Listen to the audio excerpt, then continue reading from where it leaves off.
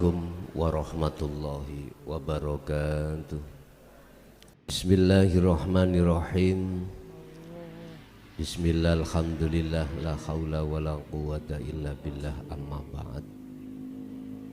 Kan mengurai tentang masalah apa dampak tatkala nafsu kau biarkan liar. Apa dampak nafsu dalam diri kita jikalau kau biarkan liar. Nafsu yang kami maksud di sini adalah khusus sifat basariah,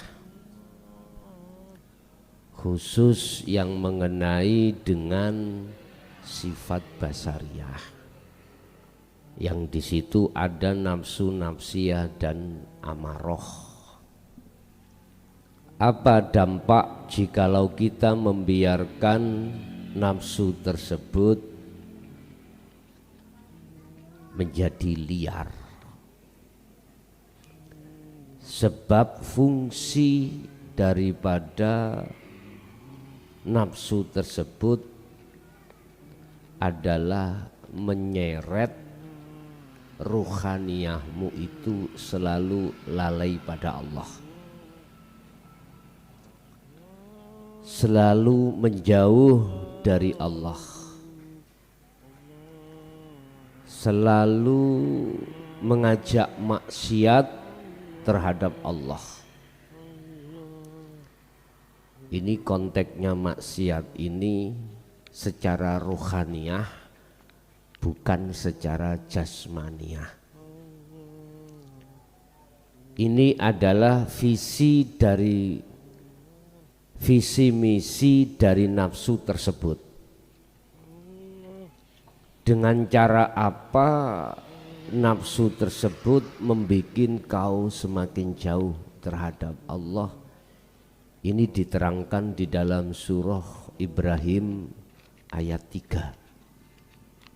Ya. Dengan cara apa nafsu tersebut membuat ruhaniyahmu semakin jauh terhadap Allah? Di situ ada 3 poin nafsu tersebut membuat ruhaniyah kita semakin jauh terhadap Allah. Sebab prinsipnya nafsu di situ adalah innan nafsa la amaratum bisu, mengajak ruhaniyahmu itu berbuat maksiat jelek terhadap Allah, memakai cara wa yastahibbunal hayatad dunya alal akhirah. Pertama di situ, menggiring ruhaniyah itu untuk mendekat dan bercinta pada selain Allah. Ini digiring. Sejak kapan kita digiring oleh nafsu tersebut untuk mendekat dan bercinta pada selain Allah? Itu di saat kita mulai awal akil balik. Jujur kita semuanya telah terseret di dalam zona tersebut. Jujur kita semuanya yang hadir khususnya terseret di situ.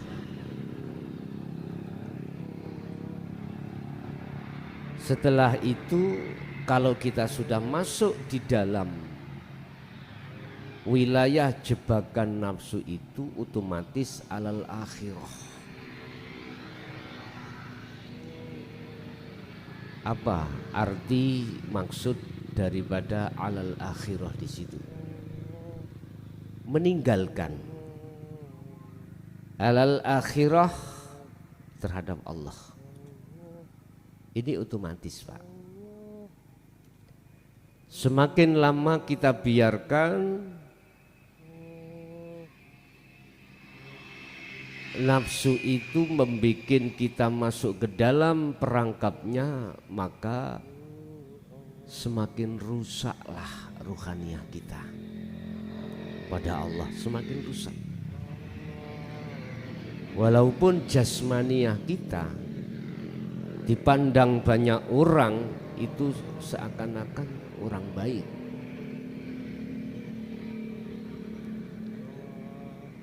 Dan ini tidak hanya dialami oleh seseorang yang bahasa umum itu dikatakan orang embongan, enggak.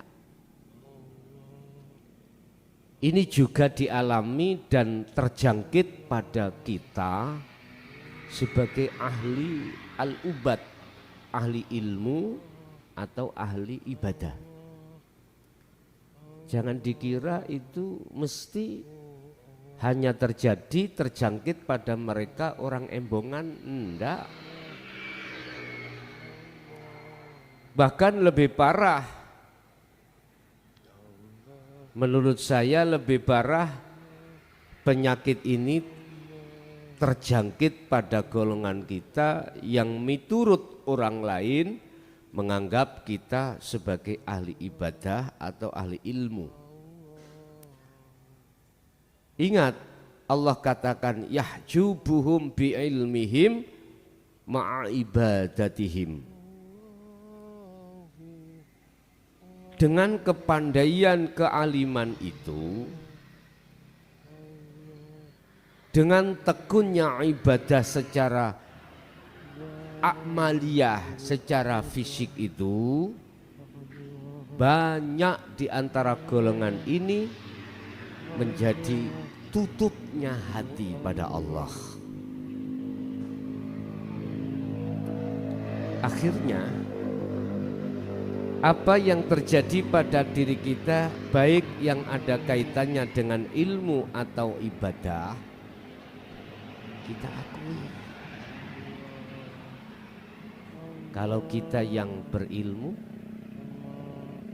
kalau kita yang beribadah, itu kita akui. Nafsu kan di situ. Nafsu nafsiyah kan mengajak dirimu untuk segala apapun yang muncul dalam dirimu atau di luar dirimu, ruhaniyah disuruh untuk beriman, untuk merasa, untuk mengakui atas dirinya hamba.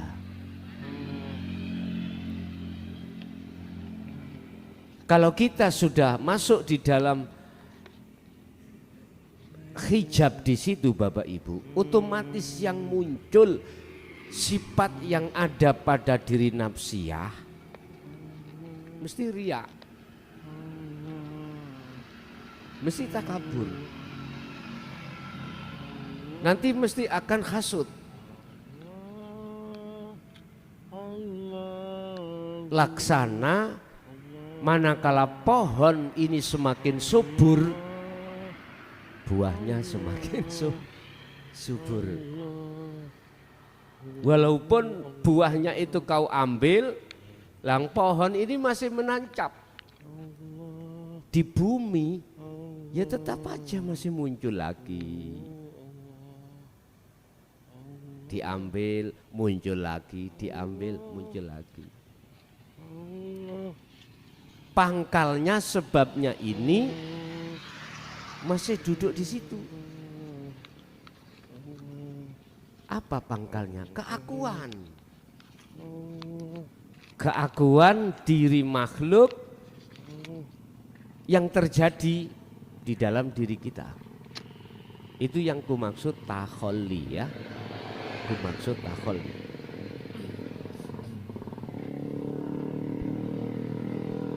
Ini bahaya sekali ini asli.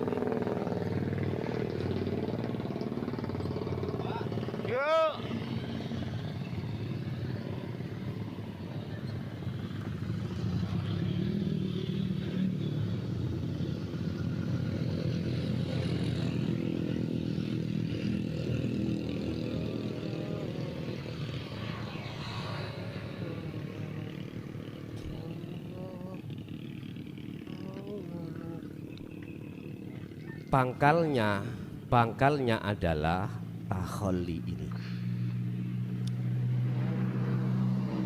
Kalau pangkalnya masih menancap, otomatis rindang. Untuk keluarnya sifat-sifat yang dicela oleh Allah itu sangat dominan. Walaupunlah yang katanya Anda diperintahkan untuk zikir khafi, menghilangkan sifat-sifat itu, manakala pangkalnya itu tidak Anda lepas dari bumi, masih tetap menumbuhkan tangkai-tangkai, akan menumbuhkan buah, begitu sampai kapanpun, hatta zurtumul maqabir ini terus begitu.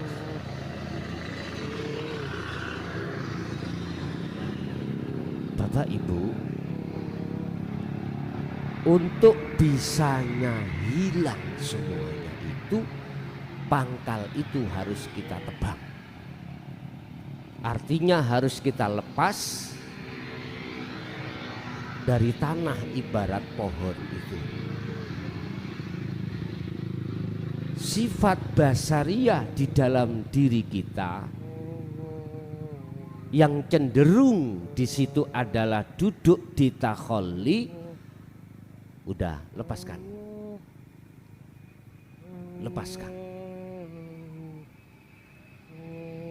Jikalau kau jenengan semuanya itu mau melepaskan keakuan diri, maka secara otomatis yang tadinya itu pohon itu berbuah hasud, berbuah riya, berbuah takabur dan lain sebagainya, sifat yang dicela Allah, dengan sendirinya tidak akan muncul lagi. Kita kembali kepada materi, apa dampak manakala si nafsu itu kau biarkan liar. Pertama, Anda akan semakin jauh terhadap Allah. Maksudnya ruhaninya. Anda akan semakin jauh pada Allah. Buktinya, mana tanda-tanda kita semakin jauh? Segala apapun yang dihadapkan Allah, baik anugerah, rizki, bala, musibah, kau tidak akan pernah ingat pada Allah. Bila anugerah datang kau akan senang, bila musibah datang kau akan susah.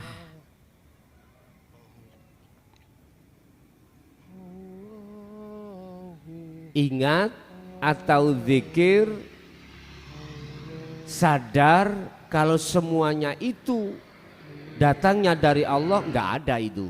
Dalam hati kita enggak ada.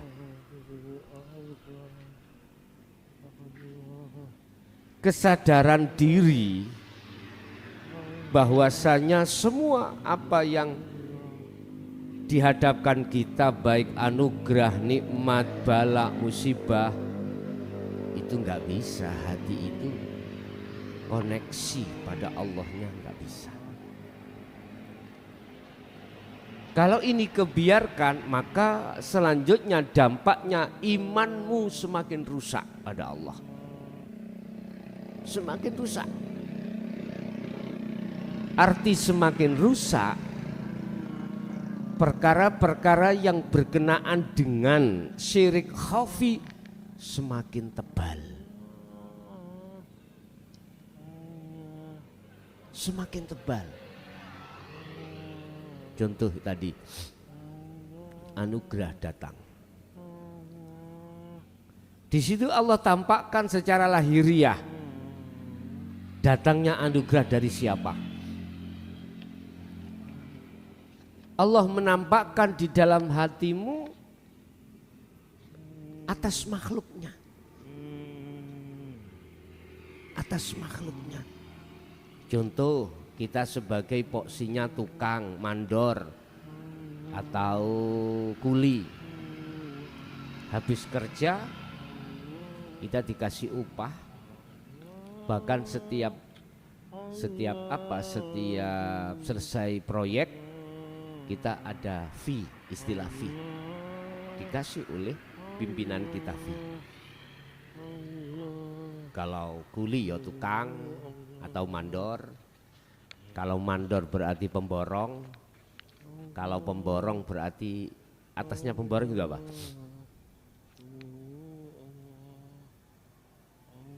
Pengawas niku nisore pemborong nek prasaku. PT ya, oke. PT juga, oh ya PT ya. Kan biasanya disub-subkan gitu. Atau puncak pimpinan lah daerah, katakanlah bupati atau wali kota.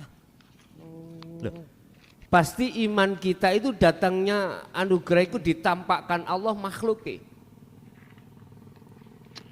Akhirnya iman kita itu matur suwunnya, terima kasihnya, syukurnya pada siapa? Makhluk. Makhluk. Ini kalau kita biarkan, selanjutnya iman kita semakin rusak di mata Allah. Kalau kita biarkan nafsu dalam diri kita itu liar loh Pak ya, semakin rusak iman kita. Atau konteksnya itu sekarang dihadapkan kita musibah. Gak bisa hati itu secara otomatis koneksi semua itu datangnya dari Allah, gak bisa. Iman kita mesti jatuhnya terhadap makhluk. Siapa yang membuat musibah ini? Makhluk. Iman kita makhluk. Satu contoh ya. Kita kena musibah, entah itu kita diantem orang atau gimana, kita tahu mesti menuduh iman kita itu beriman pada si makhluk itu pasti Pak, itu pasti. Inilah dampak iman, dampak bila mana, salah satu dampak di mana kita membiarkan nafsu dalam diri kita itu kita biarkan liar. Akhirnya kita jatuh sakitnya itu terhadap manusia, makhluk. Gara-gara kui aku boleh susah ini, maunya kuiku bahagia menjadi susah. Tapi ingat Bapak Ibu, Allah sesungguhnya mendatangkan anugerah, nikmat atau bala musibah semata-mata maksud Allah itu Anda mau menjadikan thariqah atau jalan untuk bertemu Allah di situ. Kita nggak bisa Pak membikin itu jalan untuk bertemu Allah, nggak bisa. Nggak bisa. Karena apa? Kita biarkan nafsu dalam diri kita itu liar. Nggak bisa. Subhanallah. Pertama kita akan semakin jauh dari Allah. Semakin jauh. Kalau sudah semakin jauh, langkah kedua dampaknya iman kita semakin rusak. Padahal dalam surat Luqman Allah berkata, ya bunayya, wahai anak putuku, la tusyrik billah, jangan ada iman di dalam hatimu selain Allah, alias jangan menyekutukan Allah dengan yang lain. Contoh tadi saya menyekutukan, hatiku yakin iman datangnya anugerah dari atasan. Kita dikasih fee, kita dikasih apa? Job, borongan, pekerjaan, matur suwunnya pada siapa kita? Umumnya lo ya, pasti pada manusia. Memang aturan syariat itu seperti itu supaya Anda ada akhlak antara satu dengan yang lain. Ini yang disebut hablum minanas. Cuman sayangnya hablum minallah itu tidak kau bangun. Akhirnya ruhaniyah kita beriman yang memberikan anugerah adalah atasan. Asalnya kita di PN dikasih hukuman MT. Tahu MT ya? Hukuman mati. Kita punya celah hukum, kita banding. Banding kita ditetapkan MT. Oke, berarti nasibnya masih musibah ini. Kita ada celah lagi hukum MK, kita naik. Di MK kita berkurang dari MT turun menjadi hukuman seumur SH, seumur hidup. Mari habis MT mau turun ke SH, bukan sarjana hukum loh ya. SH adalah seumur hidup. Kok paham sampean? Iya. Karena aku lagi mantan, ada di situ. Berarti hukuman kita agak longgar. Aku yakin imanku jatuhnya matur suwunnya pada hakim di MK tadi.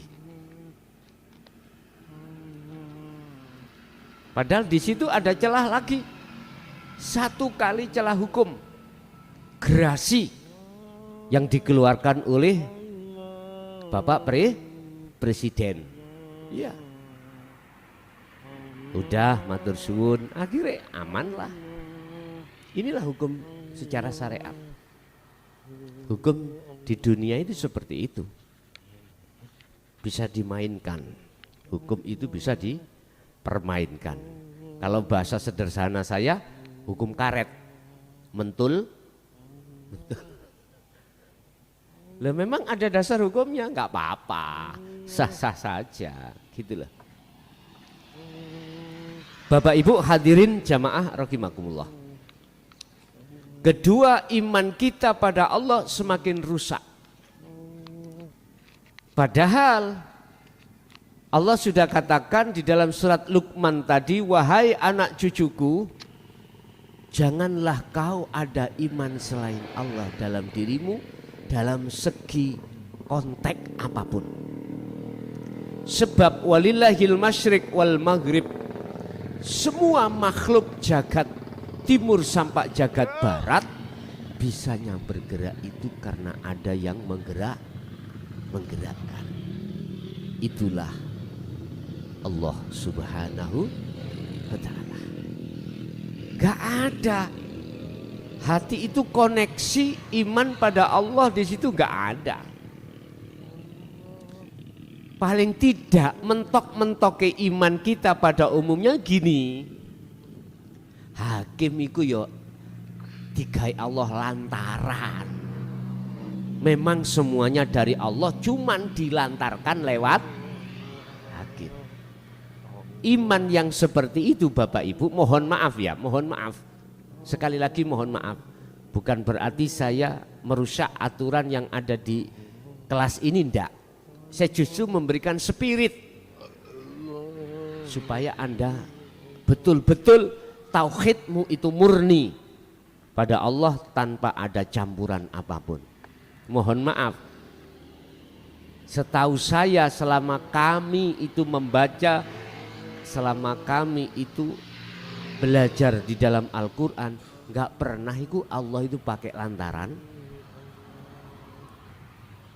Gak pernah itu Allah itu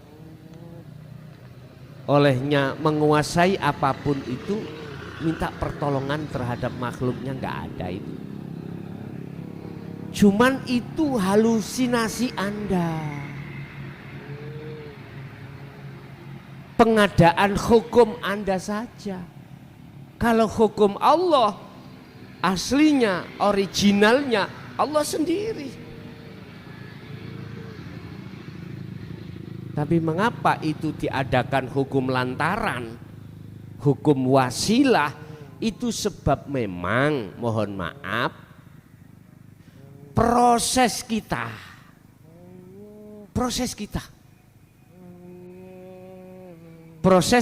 untuk menuju satu kebenaran itu kita tersesat dulu, masih salah dulu. Apa itu salah? Enggak, manakala kau teruskan. Makanya kami hanya memakai spirit, memberikan spirit Anda supaya tidak berhenti di situ, supaya tidak menuduh terhadap Allah. Allah itu memakai lantaran. Bapak Ibu, ketika saat hati masih melihat makhluknya, otomatis kita akan masuk pada hukum lantaran. Supaya apa? Supaya tidak menuduh si makhluk itu Allah, gitu loh itu. Sebetulnya ada di situ alasannya, sederhana. Makanya tinggal kita itu memandang dari mana. Kalau memandang makhluknya, otomatis makhluk, akhirnya makhluk dijadikan Allah sebagai wasilah atau lantaran untuk menyelesaikan satu masalah. Tapi kalau kita memandangnya langsung Allah, ini yang dimaksud Qul huwallahu ahad, Allahus samad, lam yalid walam yulad walam yakul lahu kufuwan ahad. Ini Allah tidak beranak dan tidak diberanakkan. Artinya Allah itu tidak memakai dan membutuhkan pertolongan terhadap yang lain, alias Allah sendiri yang menyelesaikan.